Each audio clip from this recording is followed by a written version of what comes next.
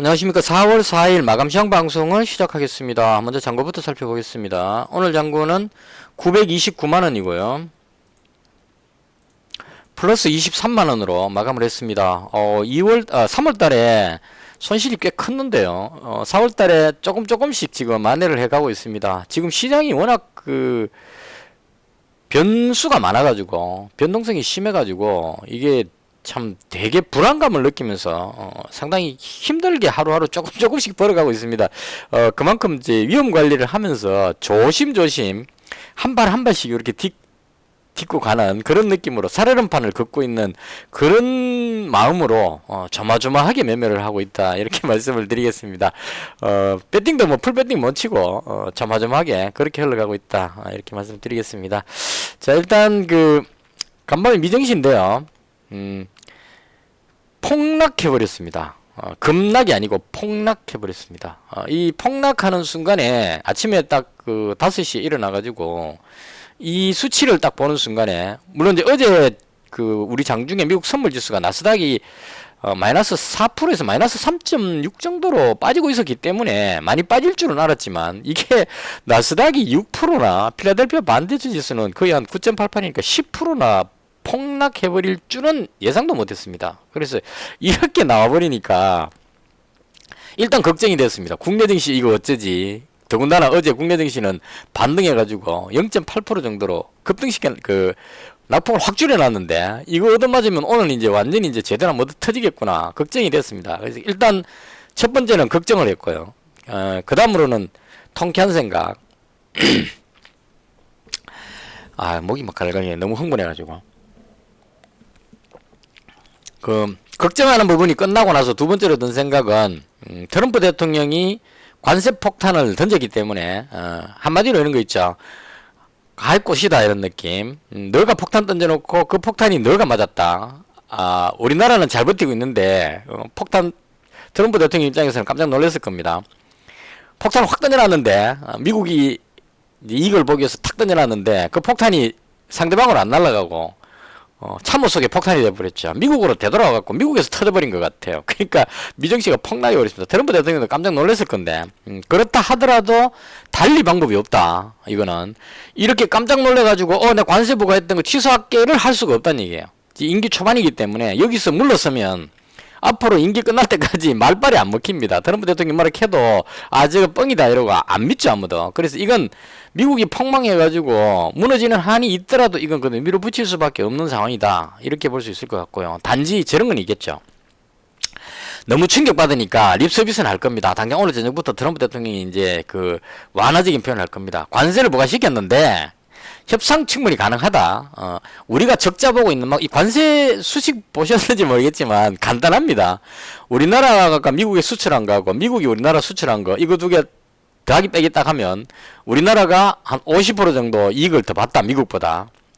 1,000원어치 팔고 500원어치 사왔다는 얘기예요, 미국산을. 그럼 500원 남죠. 그럼 50%를 우리가 벌었다는 얘기죠. 그럼 이제 그거 인심스럽게 이렇게 50% 관세 안 때리고 반 딱 잘라갖고 25% 부과할게, 이렇게 된 겁니다. 그래서 우리나라가 미국의 관세가 25%입니다. 뭐 이런 식으로. 베트남은 좀 억울하겠죠.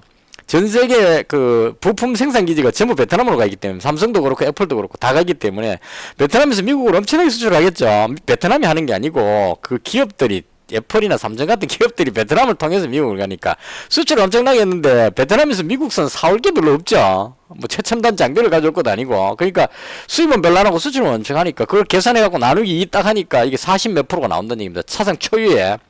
그러면 남국에 펭귄이 살고 있는 섬에도 10% 관세 부과, 이런 식으로 말도 안 되는 쇼를 하고 있는데, 그런 거는 뭐 다 그냥 웃자고 하는 얘기고, 현실적으로 봤을 때 트럼프가 말하는 거는 무역 적자가 너무 심하다. 그래서 이 부분을 우리가 어떻게든 만회하기 위해서 관세를 먹이겠다. 단 먹이긴 하는데 미국이 이렇게 무너지면 안 되니까 협상 가능하다. 이건 바꿔 말하면 다른 걸 말하는 게 아니에요. 너가 미국산 좀 더 사도, 이런 얘기입니다. 그러니까 우리나라 같으면 뭐 쌀 같은 거 이런 거 농산물 미국산을 대거 사오거나, 아니면 알래스카 가스관 개발해갖고 가스를 대거 사주거나, 이렇게 하면 25% 부분에 해당하는 50%도 아니고 20%치만 사주면 관세가 다시 내려올 수 있다, 이제 여지를 주는 겁니다. 그래서 이 부분의 립 서비스가 훨씬 더 강하게 나올 가능성이 있다. 그러니까 처음에는 이렇게 해놓고 답답하면 너가 나한테 찾아와라 이렇게 했는데 이러다가는 미국이 망할 것 같단 말이죠. 그럼 이렇게 되면 미국 입장에서는 이러다가 이것이 잘못하다가 내가 망할 수도 있겠다 이런 생각이 들면 이제는 그렇게 심하게 못 때리겠죠. 그래서 이제 협상 가능하다 이 멘트가 앞으로 당분간 계속 나올 겁니다. 그래서 결론적으로 이 부분은 관세는 이미 던져졌고요. 폭탄이 이걸 처리할 수는 없다. 제가 보기에 트럼프 대통령 처리할 수는 없고 단지 완화될 가능성에 대한 시사를 언급할 가능성이 상당히 높다. 미국이 답답하니까요. 미정시가 폭락해갖고 이렇게 했는데 이걸 그냥 모른 척하고 난 모르겠다 뭐 갈 대로 가자 이렇게 할 수가 없다는 얘기예요. 그래서 그런 입장에서 봤을 때 이런 얘기죠. 결론적으로 우리나라가 25% 관세는 맥시멈이고 여기서 이제 국무총리가 지금 미국으로 특사를 빨리 보냈죠. 보내가지고 우리가 뭔 딜을 치러 이제 양보하려고 이제 갔습니다. 미국 것 결론 저밖에 없죠. 수출을 줄이게는 못하니까 미국 거 우리가 더 사줄게 이거 협상하러 간 겁니다. 가서 협상하면 협상하는 만큼 내려온다 이렇게 봅니다. 그래서 이 부분은 우리나라는 지금 조선도 있고 미국이 지금 배가 급하죠. 군함이 없기 때문에 조선 부분도 조금 있고 그건 솔직히 딜로 하기에는 우리가 막 우기기에는 조금 그런 부분이니까 그건 빼고 알래스카 가스관 이건 정말 괜찮은 것 같아요. 제가 봤을 때 이게 엑슨모빌이나 이런 데서 알래스카 가스관을 개발하다가 수익성이 떨어지니까 이제 미국에 세일가스도 있고 많이 있다 보니까 굳이 추운 데 가서 할 필요 뭐 있겠나 하고 중단됐단 말이죠. 수익성이 없어서. 근데 우리는 다르죠.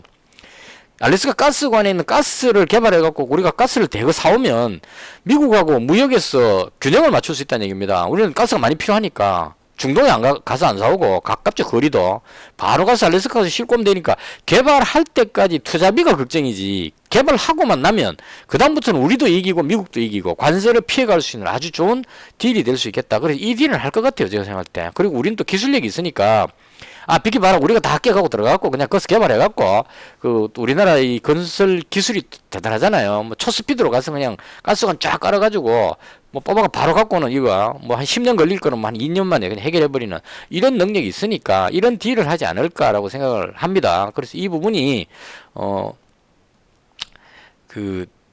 더 나빠지지는 않을 것 같다. 개인적으로 그렇게 봅니다. 여기서 나빠지려면 미국이 막 어거지로 뭐 품목에 대해서 관세를 막 때려야 되는데 관세 때리니까 지금 미국의 기술주들이 폭락을 합니다. 애플 같은 게 막 무너지고 있죠. 그럼 여기서 애플에서 반도체 칩이 없으니까 이걸 삼성에서 안 받으면 안 된단 말이죠. 이런 경우이기 때문에 막 때릴 수가 없죠. 그래서 반도체는 요번에 빠졌고 앞으로 매기겠다 하는데 쉽지 않다는 얘기예요. 막 때리면 애플은 자꾸 추락하니까 이걸 트럼프 입장에서는 지켜볼 수가 없죠. 미국 자산이 막 사라지고 있기 때문에 아무리 뭐 농산물이나 공장 생산자 이쪽에 편들어서 한다 하더라도 이 IT 기업들이 다 무너져 버리고 나면 중국한테 밀리기 때문에 안 된다는 얘기예요. 지금 중국이 거의 다 따라와 버렸기 때문에. 그래서 이런 것들 다 따지면 지금 답답한 건 트럼프다. 이걸 말씀드리고 싶었어. 그러면 협상 가능하기 때문에 이 협상에 따라서 앞으로 좋아질 일만 남았다.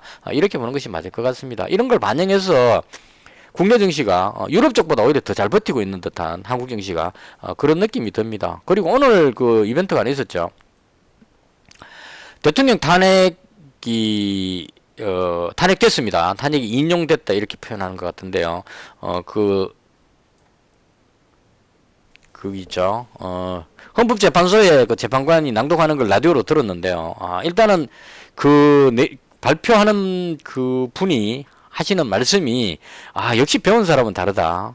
이런 생각이 들었습니다. 이게 뭐 한쪽으로 쏠리지도 않고 조목조목 반박하기 힘들 정도로 완벽한 논리로 딱딱딱 집어서 이래서 한다 딱 했는데 들으면서 이게 답이구나 하는 생각이 들 정도로 개인적으로 그러니까 탄핵이 잘 됐다 못 됐다는 말하는 게 아니고 헌법재판소에 계시는 재판관 발표하시는 분이 8분이 만장일치로 지금 탄핵을 통과시켰죠. 8분이 충분히 속된 말로 표현하자면 박합했다 이런 느낌. 그래서 탄핵을 잘하고 못하고 이 부분은 찬반이 갈리고 지금 서로 나눠서 편성을 하고 있기 때문에 여기 끼고 싶은 생각 전혀 없습니다. 단 1%도 없습니다. 그냥 빨리 안정되는 것만 바라지 이거 여당 야당 뭐 진보 보수 싸우는 거는 눈꽃만큼도 끼고 싶은 생각이 없습니다. 그냥 이 탄핵 헌법재판소에서 판결하는 내용이 들어보니까 상당히 조리 있게 깔끔하더라. 요걸 말씀드리는 거예요. 그래서 일단은 11시 22분에 탄핵이 통과됐고요. 탄핵이 됐고요. 그 다음 뉴스 보니까 다음 대선일은 6월 3일이다 이렇게 나왔습니다. 그래서 이 부분이 정치 테마주 부분에 급등락을 가져왔다는 부분 하나 하고요. 그 다음 우리나라 환율이 1460원대로 가고 있다가 1430원대로 원화가 확 강세로 일어나면서 안정을 찾았다. 그리고 이건 제가 봤을 때 이 부분은 국내 증시 입장에서 우리나라 입장에서 이 부분이 최상의 안정을 찾는 부분이다. 그러니까 다음 대통령을 뽑고 하려면 혼란하겠지만 솔직히 우리나라의 대통령 부재해도 잘 돌아갑니다. 이제까지 역사적으로 봐도 대통령 탄핵, 노무현 대통령 때도 탄핵 했었죠. 박근혜 대통령도 탄핵 심판했는데 그 심판 활동에 국무총리가 있을 때가 더 안정적이었던 생각이 들어요, 저는. 왜냐하면 국무총리한테는 야당에서 막 상륙하고 이렇게 안 하거든요. 하면 욕먹으니까. 그래서 국무총리는 막 공격 잘 안 합니다. 그래서 오히려 이게 더 안정적인 느낌이 들기도 하고. 그리고 지금 현재 국무총리가 통상 전문가이기 때문에 트럼프 대통령하고 지금 외교 관계에서 그 관세 부분에서 주고받고 할 때는 오히려 더 책임자가 아닐까. 뭐 이재명 대표라든가 뭐 기사 등등 오세훈 등등등 다른 대권 후보 누구를 갖다 놓더라도 지금 있는 국무총리께서 가장 이 부분이 전문가다 이렇게 생각이 됩니다. 그래서 국무총리가 계시는 동안에 이 관세 부분이 잘 정리될 것 같은 생각도 들고 똑똑해야 이게 대화가 됩니다, 이거. 뭐 조목조목 짚어서 우리의 주장할 거 주장하고. 그래서 오히려 좀 잘 됐다, 개인적으로. 그렇게 생각을 합니다. 그래서 그런 느낌으로 봤을 때 우리나라는 하나의 악재 부분이 해소됐다. 이제 관광객도 늘어날 걸로 보여지고요.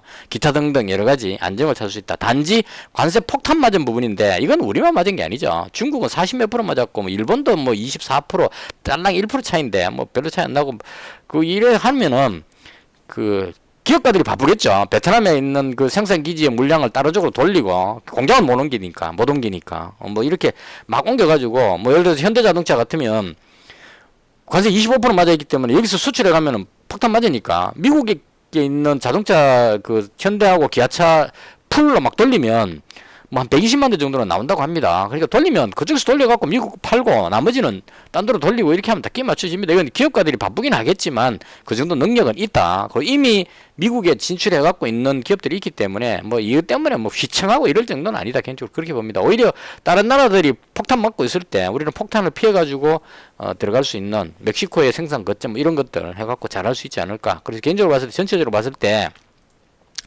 미국이 폭탄 맞아서 고소하다 하고 그다음 우리나라는 잘 버티고 있다 이렇게 정리하고요. 그다음 이 정치 테마주 급등락하는 거는 꼭 한 번쯤 짚어야 될 것 같아요. 오늘 보시면 그동안 급등했던 형지 INC가 대장격으로 원래 원조 대장은 그겁니다. 오리엔트 전공입니다. 근데 지금 전에도 말씀드렸지만 여기는 여기서부터 1,300원부터 올라왔기 때문에 지금 13,000이면 여기서부터 가지고 있는 사람 입장에서 10배 위치입니다. 그러니까 그 다음 최근에 올라왔는 걸로 봤을 때는 여기서 오를 때는 얘보다는 얘가 대장격으로 움직였습니다. 강하게 올라갔는데 오늘 빠져버렸죠. 이것도 보면 참 웃깁니다. 분봉으로 보시면 자 아침에 급락해가 출발했죠. 오분봉입니다. 출발했는데 탄핵이 가결될 것 같단 말이죠. 그러니까 쭉 올라왔습니다. 그 다음 11시 22분이니까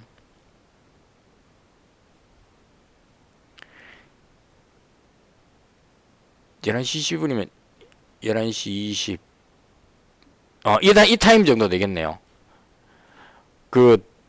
탄핵 선고문 발표할 때 쭉 내려왔다가 그러니까 탄핵 뭡니까 헌법재판소 판사님이 되게 길게 이야기했었어요. 어느 항목은 이러이러하고 저렇게 하면 그 이야기할 동안에 이제 이건 항상 이게 재밌습니다. 보면 차트 떼어놓고 보면 앞에 쭉 이야기하는 거 들어보면은 뭐 약간 탄핵이 안 될 것 같은 이야기가 조금 나오면 쭉 빠졌다가 가만히 들어보니까 그게 아니단 말이죠. 그럼 다시 또 올라갑니다.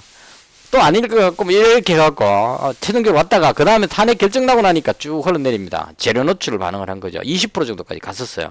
갔는데 그 다음에 아마 이때가 그거였을 거예요. 다음 대선이 6월 3일 딱 나오니까 다시 또 올라가기 시작합니다. 왜냐면 지금 4월이니까 5, 6 두 달밖에 안 남았죠.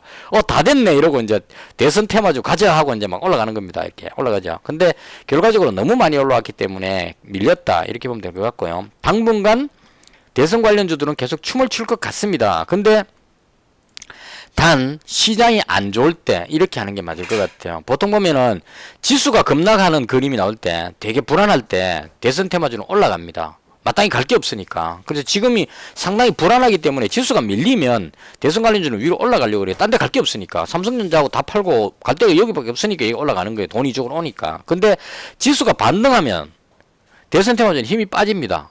이건 실체가 별로 없기 때문에 이 오리엔트 전공 이 회사가 지금 뭐 관세 폭탄 맞고 뭐 하고 하는데 이 회사가 수익이 나갖고 이래 올라간다. 불가능하죠. 말도 안 되는 얘기입니다. 그러니까 그런 이 대선 테마주는 시장이 무너질 때 주로 올라간다. 이런 느낌으로 보시면 되고, 그 다음 이재명 관련주는 이미 너무 많이 올라왔기 때문에 조정받았다. 이익 실현했다. 이렇게 보면 될 것 같고, 그 뒤에 이제 안 올랐던 종목이 오르죠. 그럼 대표적인 정치인 불러보면은, 한동훈 전 대표, 지금 오늘 얘가 대장 같습니다. 상한가 들어갔죠. 그 다음 오세훈 시장 조금 약했습니다. 25%. 그 다음 홍준표, 전칙생략 하겠습니다. 상한가. 그 다음 평홀딩스는 저분 누구죠? 김문수. 그 다음 와, 안철수 후보도 상한가 간다는 거에 대해서 좀 놀랐습니다. 살아있네요. 그래서 이렇게 올라갔는데, 그리고 이제 그것도 있죠. 대선 테마죠. 저출생 관련 정책가 무조건 나오기 때문에 꿈비, 아가만 컴퍼니, 유아 관련해서 급등 나와 그림 나오고요. 그 다음 요 보시면 일신석재하고 아난티하고 부산산업 올라가죠. 요건 남북 경협주입니다. 요건 아마도 그렇게 되는 것 같아요. 이재명 대표가 당선이 되면 남북 화해 무드로 갈 것이다. 문재인 대통령 때 시절처럼. 그러니까 남북 화해 무드로 가면은 트럼프 대통령도 지금 이야기하고 있고, 예전에 그 상황 비슷해지죠. 트럼프 대통령이 김정은 위원장하고 대화할 때, 문재인 대통령 시절이죠. 그 대통령이 평양도 방문하고 막 요런 느낌으로 갈 것 같다 해서 미리 선빵 때리는 요런 느낌이 아닐까 싶습니다. 이렇게 되고 움직였고요. 저는 이번 대선 테마주는 들어가지 않을 생각입니다. 당장 위험도가 너무 큽니다. 여당 후보 중에 지금 한동훈, 오세훈, 홍준표, 김문수, 안철수, 이 사람 중에 한 명밖에 후보가 안 되죠. 근데 그 후보조차도 대통령이 될지도 모르는 상황입니다. 확률이 너무 떨어집니다. 그래서 이쪽은 들어가지 않겠습니다. 안 올라갔다면 들어갈 만한데 지금 이미 오를 만큼 다 올라와 버렸죠. 그래서 이쪽은 참여할 생각이 없고요. 이재명 후보는 야당의 단독 후보가 될 가능성이 높은데 이건 너무 많이 올라왔어요. 그래서 먹을 게 없다. 그래서 안 들어갈 거고, 정책 부분은 솔직히 그 저출생 뭐 어쩌고저쩌고 하지만 이거 해보면 별로 안 통합니다, 이거. 그래서 지금 이거 저출생의 원인은 이쪽이 아니기 때문에, 유아용품을 막 공짜로 놔준다고 해서 애를 놓겠느냐. 그건 아닐 것 같죠. 그래서 이건 그냥 기대감이기 때문에 이건 좀 아닌 것 같다. 그래서, 이번 대선 테마주 쪽은 들어가지 않을 생각입니다. 그러니까 시장이 안 좋으면, 지수가 급락하면 이쪽으로 돈이 갈 거니까 그때는 쉬고, 지수가 올라갈 때는 지수가 반등할 때 올라갈 수 있는 그동안 많이 빠졌던 테마 중에 올라갈 만한 테마 쪽으로 들어가고 뭐 이런 식으로 대응해서 운영할 생각이고요. 대선 테마주는 그냥, 근데 이걸 안 볼 수가 없는 이유가 얘들이 이쪽으로 막 돈이 가면 다른 쪽 테마들이 죽기 때문에 할 수 없이 보고 있는 겁니다. 얘들이 쭉 빠지면 이제 지수가 올라가고 얘들이 쭉 빠지면 제가 가지고 있는 그 화장품이라든가 이런 테마들이 움직이니까요. 그걸 비교하고 있기 위해서 지켜보는 것 뿐이지 이 종목들을 사기 위해서 보는 건 아니다. 이렇게 말씀을 드리겠습니다. 그래서 오늘 이 부분이 가장 핫했던 부분이고요. 자, 그 다음 제가 가지고 있는 종목입니다. 일단 매도했는 종목부터요. 어제 장 끝나고 나서 시간에 거래해서 금강공업 일단 먼저 팔아버렸습니다. 그리고 한국화장품 제조도 팔아버렸습니다. 이거 팔았던 이유는 장 끝나고 나서 미국 선물 지수가 회복을 안 하고 계속 마이너스 3점 몇 프로 하락을 하고 있었습니다. 그래서 이거 만약에 미증시가 열려가지고 미국 증시가 급락해버리면 당장 아침에 우리나라 증시가 갭으로 떨어질 것 같은 불안감이 생겼어요. 그래서 이 부분을 비중이 너무 높으니까요. 현금 100만 원이었으니까 합쳐갖고 800만 원을 가지고 있게 되니까 이거 800만 원 가지고 있다 폭탄 맞으면 혹시나 국내 증시가 폭락해갖고 폭탄 맞아버리면 대책이 없죠. 그래서 일단 비중을 줄이자는 차원에서 이 두 종목을 파는 겁니다. 이 가지고 있는 것 중에 금강공업은 산불 화재 재난의 조립식 주택인데 그거 지금 조립식 주택 2,000채 짓는다고 이게 될 게 아닐 것 같았어요. 그래서 얘 팔았고요. 그 다음 화장품주 셋 중에 가장 움직임이 둔한 종목, 거래량 별로 안 나오는 종목을 한국화장품 제조로 잡았습니다. 그래서 얘를 매도를 시켰습니다. 이츠 환불하고 한국화장품 제조 중에 한국화장품 제조를 팔았던 이유는 이 한국화장품 제조는 이 마지막에 당겨 올려서 이렇게 됐는데요. 마지막에 참 웃기게 하루 종일 밑에서 하락하고 있다가 장 끝나기 전에 쭉 당겨 올려가지고 이게 살아있다는 걸 보여주기 위해서 이렇게 다 끌어올린 것 같아요. 근데 제가 지난번에 매수했을 때 여기서 잡아가지고 한 7% 정도 먹고 그 이익 실현을 했었던 종목인데요. 여기서 위로 올라가면 여기까지 보기 때문에 괜찮은데 지금 그런 분위기가 안 된다는 얘기입니다. 그래서 움직임이 지금 그 상승하고 있다는 걸 살려주기 위해서 이 끌어올리던 세력이 자꾸 이게 맞추려고 애를 쓰는 것 같은데 거래량이 너무 안 나와서 이게 좀 약해 보이고 2차 환불을 더 좋게 본 이유는 이거 제가 매수할 때 샀다가 팔았다 샀다 팔았다 해갖고 지금 평단가는 그 오늘도 팔았다가 다시 샀기 때문에 지금 현재 가격이 평단가로 나와 있습니다. 나와 있는데 실제로는 여기서부터 샀습니다. 여기서부터 사갖고 샀다가 팔고 샀다가 팔고 여기서 10만원 이익 보고 그 다음 또 샀다 팔았다 계속 해갖고 지금 사고 팔고를 계속 반복하고 있습니다. 시장이 안 좋을 때 얘를 먼저 팔고 끝날 때쯤 되가 다시 사고 이렇게 하고 있는데요. 그래서 얘를 처음에 여기서 살 때 제가 말씀드린 게 뭐냐면 이게 시진핑 관련주로 억수로 잘 먹히는 종목입니다. 다른 건 몰라도 시진핑 방한 그러면 얘가 대장입니다. 과거 경험으로 봤을 때 시진핑 방한한다 그러면 다른 것보다 얘가 가장 강하게 올라가요. 왜냐하면 이 시진핑 환불 2차 환불 이 화장품이 시진핑 주석 그 부인이 전에 말씀드린 것 같은데 부인이 상당히 좋아하는 화장품으로 소문났던 것 같아요. 그 옛날에 지금 어떤지 모르겠지만 그러니까 무조건 시진핑 대장은 얘다 이렇게 지금 다 인식이 박혀 있기 때문에 그리고 얘 실적 보면 뭐 되게 좋아 보이진 않지만 지금 그 기관하고 외국인도 같이 사고 있죠. 다른 건 몰라도 얘가 저게 좋습니다. 시가총액도 얼마 안 나오죠. 2600 화장품 중엔 되게 작습니다. 유동주식도 400만 주밖에 안 되고 그리고 실적 보시면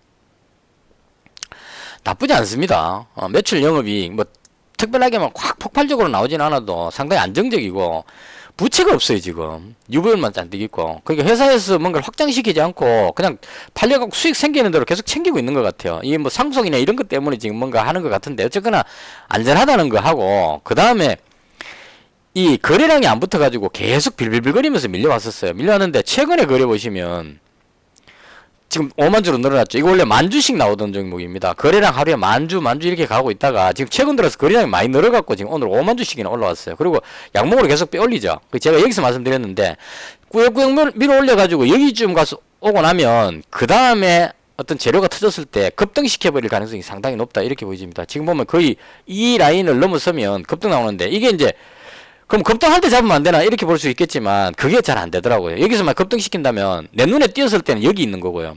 급등한다고 따라가면 또 쭉 빼버립니다. 눌렀다가 또 가기 때문에 밑에서 잡아갖고 버텨야 여기 와서 급등할 때 가만히 지켜볼 수 있다는 얘기입니다. 그래서 그런 의미로 일단 100만원은 지금 남겨놨고요. 한국화장품 제조보다는 2차 환불이 얘는 저하고도 연결이 됩니다. 만약에 이재명 대표가 대통령이 된다고 가정하면 북한하고 관계도 좋아지겠지만 중국하고도 관계도 상당히 좋아진다. 10월 달에 지금 에이펙 경주회담인데 오늘 방송이 길더라도 그냥 하겠습니다.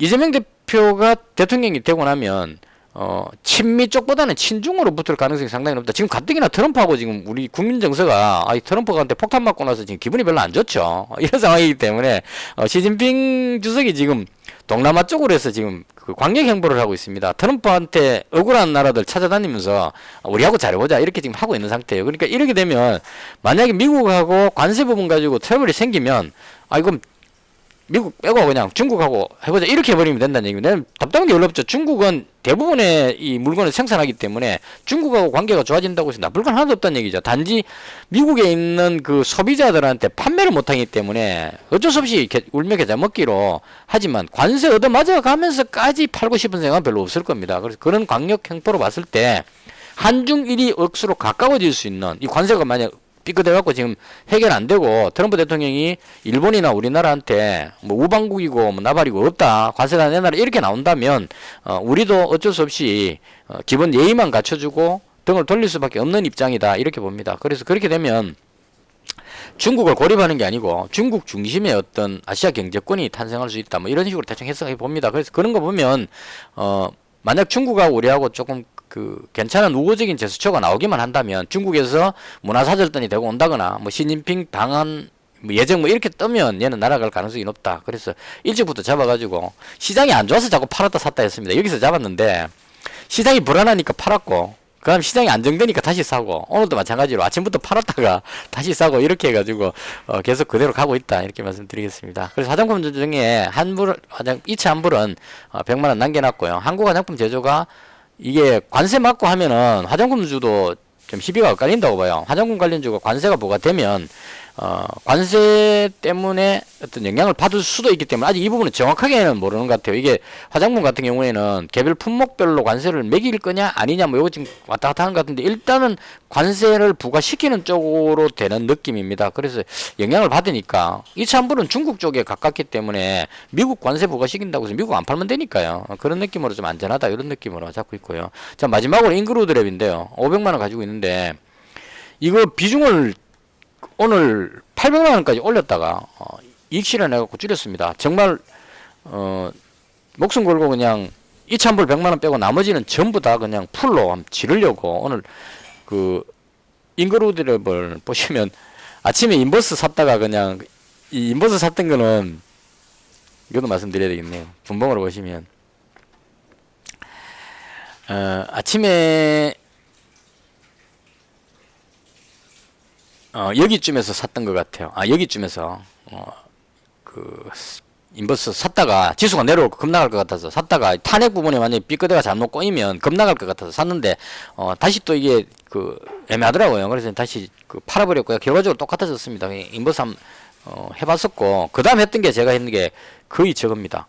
인그루드랩이었어요. 오늘 사고 팔고 했는데 인그루드랩을 살 수밖에 없었던 이유는 분봉으로 보시면 이게 여기까지 내려오더란 말입니다. 보합까지 거의. 그렇지, 이건 용서할 수 없다. 이스님은 묵고 죽겠다 싶었고, 여기서 이제 다시 또 추가로 더 잡았어요. 잡았는데 다시 올라가길래, 올라갔다가 이제 힘이 별로 없길래 여기 가서 다시 팔고 뭐 이런 식으로 해가지고 결과적으로는 800만 원까지 샀다가 700만 원까지 샀습니다. 현금 100만 남겨놨으니까 700만 원까지 샀다가 그다음 다시 줄여가지고 도저히 참 용기가 없어서 조심하자 이래가지고 다시 500만 원으로 200만 원 이익 실현했습니다. 여기서 잡고 여기서 팔았으니까요. 그렇게 해서 줄여놨다, 이렇게 말씀드리겠습니다. 인그루드랩을 좋게 보는 이유는 일단은 관세에서 자유롭다는 부분입니다. 어제도 얼핏 말씀드렸는데 공장이 전부 미국에 있다는 얘기예요. 그러니까 그 인천에도 공장이 있답니다. 그러니까 인천에서 생산하는 건 10%, 나머지 90%는 미국에서 생산하고, 그 다음 미국의 OEM, ODM이기 때문에 미국의 어떤 그 뭐죠, 화장품 만드는 이런 쪽에 아마 화장품 그렇게 하는 것 같아요. 생산 라인을 가지고 있으면 신제품 개발하는 거 뭐 이런 성분 같은 거 이런 걸 그 뽑아가지고 이걸 공장을 안 짓고 OEM, ODM 업체에다가 의뢰를 하는 것 같아요. 이렇게 만들어 주시오 하면 여기서 그냥 해갖고 그 주문자 상표 붙여갖고 판매하고 이렇게 해갖고 주문받아서 생산하는 이런 식으로 하는 것 같습니다. 그래서 제가 보는 거는 만약에 우리 국내 화장품이 관세를 얻어맞았다고 치면, 관세가 25% 부과됐다고 치면 우리나라 화장품 회사들이 미국에 팔 때 25% 관세 부과해버리면 판매가 떨어지겠죠. 그러면 이 부분을 해결하기 위해서 미국에 생산기지가 있는 인그루드랩 같은데 의뢰해갖고 그 만들 가능성이 있지 않을까. 적어도 코스메카 코리아 같은 이 회사는 자회사 인그루드랩이니까요. 여기다가 의뢰를 하지 않을까라고 그냥 생각을 해본 겁니다. 제 나름대로 생각입니다. 그렇게 하면 인그루드랩이 미국 공장이 지금 그 생산이 널널하답니다. 여유롭답니다. 그래서 3천억 정도 만들 수 있는데 여유로우니까 주문이 훨씬 더 많이 들어올 것 같고, 그 다음 그렇지 않더라도 거기서 생산해 가지고 팔면 관세에 영향을 안 받기 때문에 가격 경쟁력이 25%면 어마어마하죠. 그래서 그 훨씬 늘어날 것 같다, 이렇게 보는 겁니다. 그리고 현재 위치가 이것도 마찬가지입니다. 제가 화장품 관련주를 계속 했던 이유가, 최초에 토니모리 했을 때도 토니모리를 여기서 해가지고 이때 먹고 빠졌다고 말씀드렸는데요. 일봉상으로 바닥권이기 때문에 이건 뭐 공매도고 뭐 필요 없죠. 그리고 또 오르면 강하게 올라갈 수 있기 때문에 물론 좀 일찍 팔아버리고 아쉽긴 하지만 일단 그런 느낌으로 했고, 한국 화장품 제조도 마찬가지입니다. 현재 위치가 여기 있는데 여기서 관세 공매도 때리진 않죠. 대부분 바닥이니까. 그리고 관세의 영향권에서 조금 자유로우니까 올라갈 것 같아서 이해를 했는데, 같은 의미로 인그루드랩도 보시면 많이 빠졌습니다. 거의 바닥선입니다. 지금이 바닥입니다. 이게 주봉으로 보시면 25,000원까지 갔던 종목입니다. 그러니까 이런 정도의 바닥권에 있기 때문에 여기서 잡으면 비교적 안전하다. 그리고 관세 부분에 대해서 화장품 다른 종목들이 영향을 받더라도 인그루드랩만큼은 수혜로 유리한 위치에 있다, 이렇게 보여집니다. 그래서 좋게 보는데, 단 하나 이 종목의 단점은 뭐냐면 미국이 지금 폭탄 맞고 있기 때문에 요건 생각해 볼 부분인 것 같아요. 그러니까 제가 풀배팅으로 해가지고 인그루드랩을 풀배팅으로 몰빵을 하지 못한 이유는 딱 한 가지입니다. 뭐냐면 미증시가 지금 폭락해 버렸죠. 이 폭락하는 이유가 뭐냐면 그 관세 폭탄 때문에 미국에 들어오는 상품들이 전부 다 관세를 맞고 들어오면은 물가가 급등해 버린다는 얘기죠. 물가가 급등해 버리니까, 그리고 가격이 올라가면 사람들이 소비를 안 하게 되겠죠. 그러니까 소비 지표가 지금 급락해 버리고 있습니다. 사람들이 돈을 못 쓴다는 얘기에 불안해 가지고 엄청나게 또 감원도 시켜놨고, 돈이 없으니까, 돈 쓸 게 없으니까 소비를 못 한다는 얘기입니다. 소비가 줄면 생산도 갑자기 줄어드니까 침체가 되겠죠. 침체가 되는데, 그러면 경기가 침체되면 연준에서 금리를 인하시켜 갖고 경기를 부양하겠지라고 생각하면 이 또한 버틸만 하다, 이렇게 되는 겁니다. 그래서 트럼프 대통령이 연준 의장한테 금리 인하시키라고 막 계속 주장하는 이유가, 금리 인하 안 하면 잘라보겠다는 얘기를 하는 이유가, 현 시점에 트럼프가 하고 있는 정책에서 금리가 안 내려가면 이 상황에서 스태그플레이션 우려가 생긴다는 얘기예요.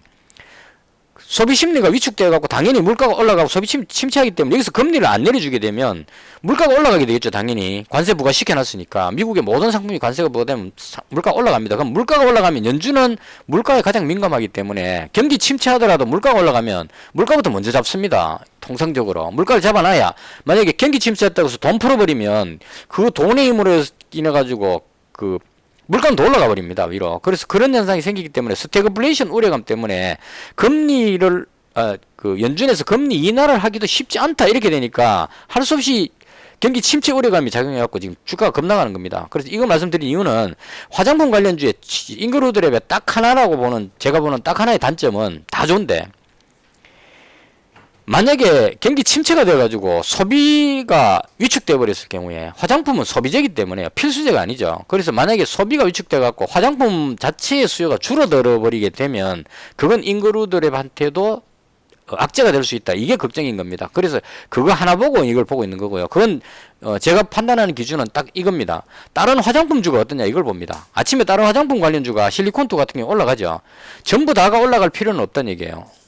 화장품주 중에 관세 영향 받으면 떨어지는 것도 있을 거고 올라가는 것도 있을 거고 있는데, 대체적으로 봤을 때 전체 다가 안 떨어지고 일부 종목이 올라간다, 이런 그림이 나온다면 소비에 대해서 걱정할 필요는 없겠구나, 이렇게 이제 짐작을 할 수 있는 겁니다. 그래서 그 화장품주 전체가 폭락하는 소비 위축으로 인해서 경기 침체 이런 쪽으로 가게 됐을 경우에는 대피를 해야 된다고 봅니다. 인그루드랩도 대피해야 되는데, 그렇지만 않다면 버틸만 하다. 그리고 지금 현재 나오는 관세 부분에서 가장 수혜를 볼 종목이기 때문에 이 종목은 승부를 한번 걸어봐도 좋지 않을까. 오늘 장중에 계속 이 실적도 보시면 나쁘지 않습니다, 지금.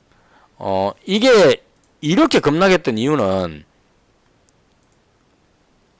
실적이 되게 좋게 나와가지고 분기에, 이때였는 것 같아요. 2023년도인가, 이때 실적이 너무 좋게 나와가지고 미국이 엄청난 발전성 해갖고 막 급등했는데, 막상 2024년도 들어오면서 분기 실적을 보니까 확 꺾여버렸어요. 그래서 놀래가지고 쭉 빠졌는데 지금 다시 조금씩 살아나고 있다는 겁니다. 그리고 2024년도 전체적으로 봤을 때 매출이 줄고 영업이익이 줄었죠. 이게 반영돼가 주가가 여기 왔는데, 2025년도의 예상이 지금 2023년도 예상치 정도로, 지금 그보다 조금 낮지만 이 정도로 나와 있다는 얘기는 다시 살아날 가능성이 있다. 현 주가가 충분히 반영된, 여기보다는 조금 더 높은 위치를 보고 있다, 이렇게 보면 될 것 같습니다. 그래서 실적 나쁘지 않죠. 테마주 중에 실적 나쁘지 않고, 그 다음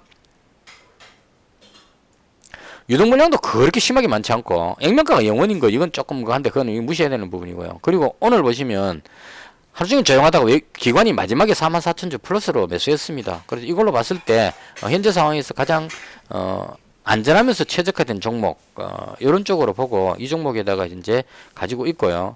요거 추가로 좀 더 잡고 싶었는데, 미국 선물지수 한번 보고요. 미국 선물지수 지금 나스닥이 0.27 정도인데요. 이거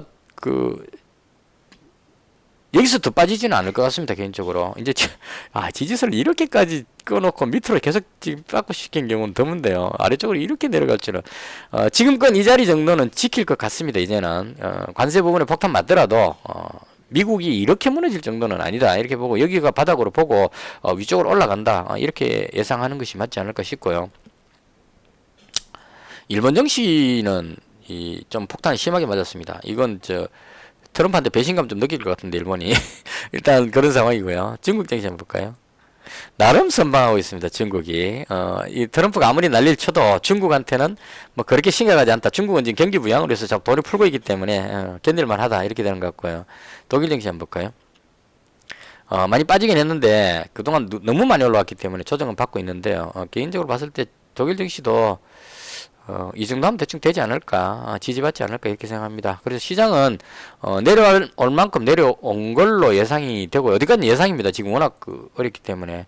거래소 지수도 지금 뭐 요 정도 선이면 충분히 양보할 만큼 했다. 국내 증시는 미국보다 좋기 때문에 이 정도는 지키지 않을까라고 생각하고, 너무 걱정하지 말고 위쪽으로 그냥 조심해서 비중 관리하면서 베팅하는 것이 맞지 않을까 이렇게 생각합니다. 대충 이 정도로 해서 제가 봤던 시장에 대한 설명을 모두 마치겠습니다. 긴 시간 시청해 주셔서 대단히 감사합니다. 마치겠습니다.